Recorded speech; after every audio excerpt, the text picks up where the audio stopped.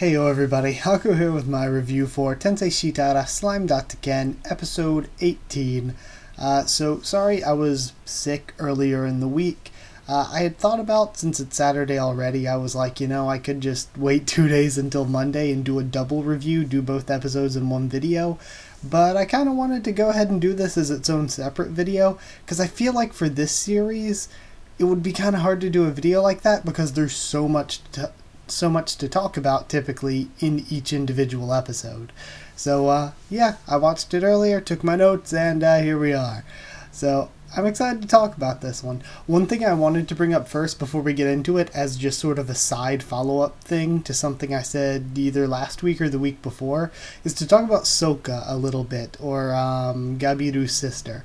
So I had said that I was kind of really disappointed, once again, kind of like how I was with the Ogre into Kijin designs, and how they became less unique, less appealing, and it was kind of like they had these really cool, unique designs that really sort of make the series feel cooler and more unique, and then they kind of made them more generic and less interesting, and how it was really a huge misstep to make Soka look all humanish. Now, there's a bunch of reasons why it makes sense. As a spy, it makes sense that she would look more humanoid, and in addition to that, I don't know, just the sort of theme seems to be the more evolved creatures get, the more humanoid they look. Which seems like it's the opposite of what would be most interesting, where the more evolved they would get, the more monstrous and crazy they would look. But either way, I actually saw some, because it was weird, I saw in my timeline on Twitter some Japanese fans complaining about the same thing, where they were like, just so disappointed, and it was something with like thousands of retweets and likes talking about, and all the replies were saying the same thing, how they felt like Soka was kind of ruined by having them, and it was just a horrible decision having them make her all humanoid looking. So I found it weird that I was like, okay, so it isn't just me, a bunch of people find that was like really, really disappointing. But so I'm still sticking with that, because that's one thing, I love this series, but I feel like one misstep is making the character designs less interesting when they evolve. And I mean, that was not the case for, say, Ranga, because he looks crazier and more monstrous every time he evolves. And in addition, the goblins becoming hobgoblins ended up looking cooler, though more humanoid, I guess. They still kept their monster-ish characteristics. They didn't just become super, super humanoid.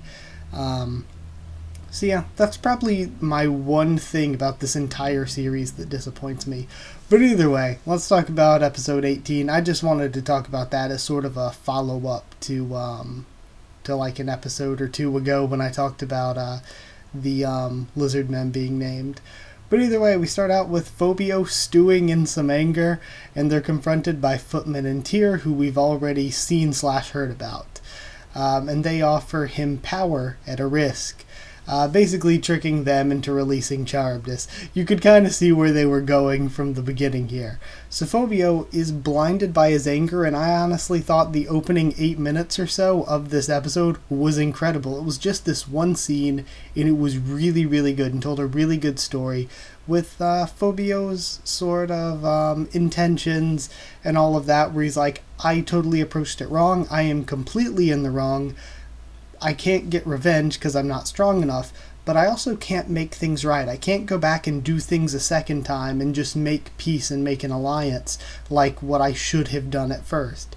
So I like that he realizes what he did wrong, but where the anger comes from is knowing that he can't fix what he did wrong.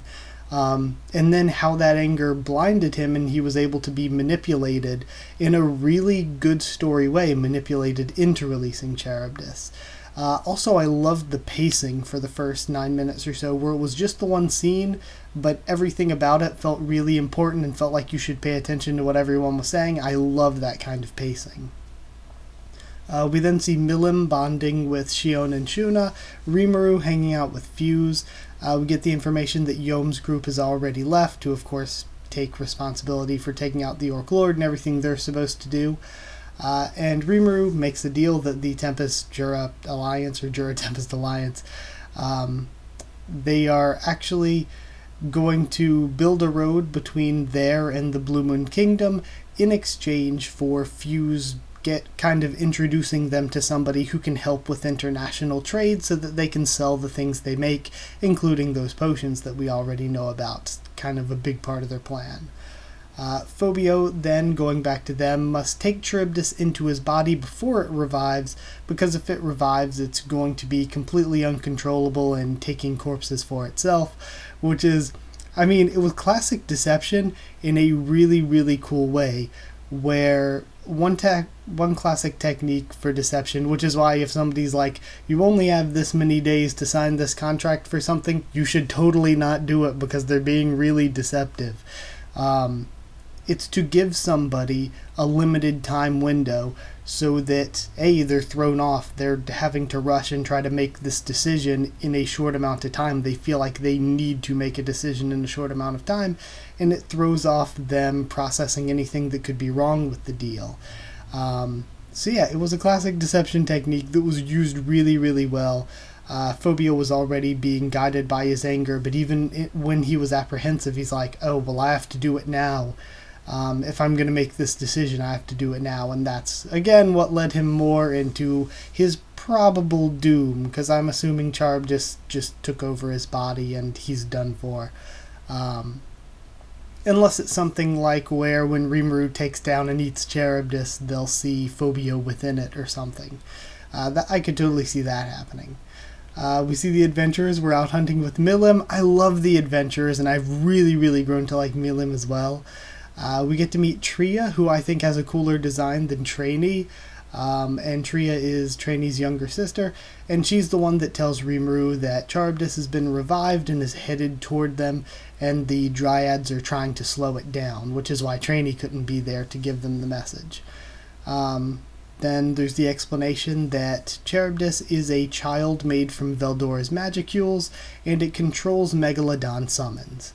And those Megalodon summons have inhabited 13 lesser dragon corpses that were left around for some reason, and of course we know that was because of Footman and Tyr. And then at the very end, Rimuru tells Fuse and the adventurers about his reincarnation and about his goal to go after Leon. So again, all that was good. It was a great episode in my opinion. I loved the opening 8 minutes or so. That was probably my favorite part in general. And the episode managed to include everything I love about this series, whether it's like the big cast of characters and them interacting with each other, good storytellings that build this world up, some of the world building stuff with Rimuru building the city more and making deals to do trade and all of that and build a road. I thought all that was good. So yeah, it basically included everything I like about an episode of this series. So yeah, I'd actually give it 9.5 Megalodon out of 10. If it was more emotional, that's the only thing I think would have pushed it to a perfect score. But yeah, I thought it both told a really good story and had a bunch of content. So definitely no complaints. Another thing I wanted to ask too, though, and I put notes at the beginning, I was like, talk about the Sokka thing, and at the end I was like, talk about this. So I really like the series, and when the anime's over, I'm thinking about reading the source material. I know there was a web novel, but I think the web novel has been like stopped, and that's kind of been adapted into what the light novel is. And I've heard the light novel's really good, but I've also heard that the manga's really good. So should I read the light novel, or should I read the manga, or should I read both? For those of you that know anything about the source material, I was just wondering, because I'd love to like buy and actually get the source material. So yeah, just let me know if any of you think I should go for light novel or manga, or if both are good and I should try both. But yeah, that's it.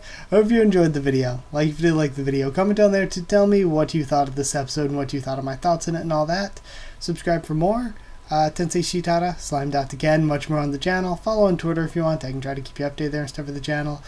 And if you want a link to our Discord server to talk to me or more of us on Discord about this series or anything else, just ask and I can give you a link.